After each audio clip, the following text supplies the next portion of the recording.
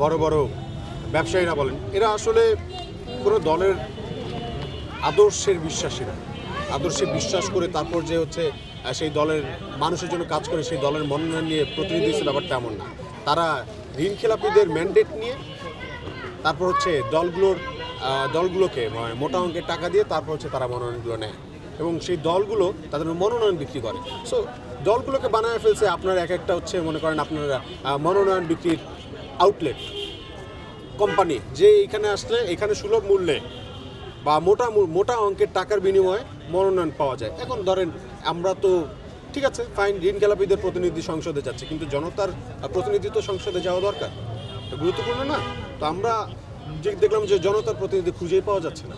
সব দেখি ঋণখেলাপিদের প্রতিনিধি আছে, ঘুষখোরদের প্রতিনিধি আছে, দুর্নীতিবাজদের প্রতিনিধি আছে, জনতার প্রতিনিধি নাই। যে আমাদের থাকার কথা ছিল শহীদ ওসমান আলী, তাকেও ওরা মেরে ফেলছে, যার কারণে বাংলাদেশে একটা বড় ভ্যাকুয়াম তৈরি হয়েছে। এখন আমরা সাধারণ মানুষ যারা আছি, আমরা চাই যে আমাদের প্রতিনিধিরা যারা জনগণের কথা বলবে, জনগণের হয়ে জনগণের প্রতিনিধিরা সংসদে যান। আমরা চাই প্রত্যেকটা মানুষকে সংসদে নিয়ে যেতে। এখন আপনি যদি বলেন কীভাবে সম্ভব, হ্যাঁ এটা সম্ভব। প্রত্যেকটা মানুষের কথা ওই সংসদে গাইতে হবে, প্রত্যেকটা মানুষের অসুবিধার কথা ওই সংসদে বলতে হবে।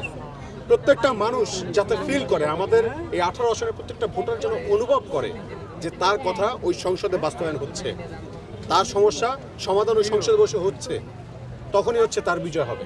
জনতাকে বিজয়ী করার জন্য আমরা রাস্তায় নেমেছি ইনশাল্লাহ। এই ইনসাফের এই জার্নি জারি থাকে ইনশাল্লাহ। আলহামদুলিল্লাহ খুবই ভালো সাড়া পাচ্ছি ভাই।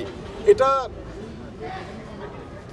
এমনটা কল্পনাও করি নাই যে এত ভালো সাড়া পাবো। আলহামদুলিল্লাহ, আল্লাহ সব কিছু এত সহজ করে দিচ্ছে, মানুষের এত কাছে যাওয়ার সুযোগ পাচ্ছি, বা মানুষ হচ্ছে তারা আমাদের কাছে তাদের কথাগুলো বলতে পারতেছে, সমস্যাগুলোর কথা বলতে পারছে, সমাধানের পরামর্শ দিতে পারছে। এটা ধরেন একটু আগে আমি আসলে মসজিদের ভিতরে ওই যে পুরনো কালচার, যেটা মসজিদের ভিতরে গিয়ে ভোট চাওয়া, আমি এটা পছন্দ করি না, ব্যক্তিগতভাবে পছন্দ করি না। তো আমি যে বিষয়টা পছন্দ করি না, নিজে করি না, অন্যদের দেখলে আমার কাছে খারাপ লাগে। তা আমি যদি সেই একই কাজ করতে চাই, তাহলে হচ্ছে আমার সাথে আর তাদের সাথে পার্থক্য করে রইল, তাহলে আমি তো নিজেই দ্বিচারিতা করলাম, তাই না? ব্যাপারটা এমন হয়ে যাবে না? তো এই কারণে আমি ভিতরে যাইনি। তো তারপর হচ্ছে এক ভাই, এখানকার যে মসজিদ কমিটির সভাপতি, তিনি পরামর্শ দিলেন যে ভাই আপনি আসতেন, আপনি ভোট না চান, দোয়া চাইতে পারতেন। আমরা যদি আপনাকে নাই চিনি তাহলে হচ্ছে আমরা ভোটটা দেবো কীভাবে?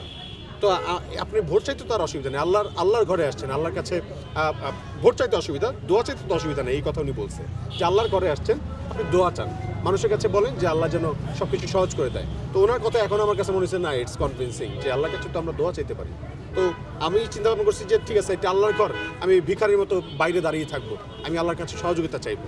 তো তিনি হচ্ছে হয়তোবা আল্লাহর মাধ্যম, আল্লাহ চাইতেছেন যে এরকম কিছু মানুষ আমাদেরকে সহযোগিতা করুক, যারা আমাদের হয়ে মানুষের কাছে বলবে যে আল্লাহর কাছে আপনারা একটু দোয়া করে।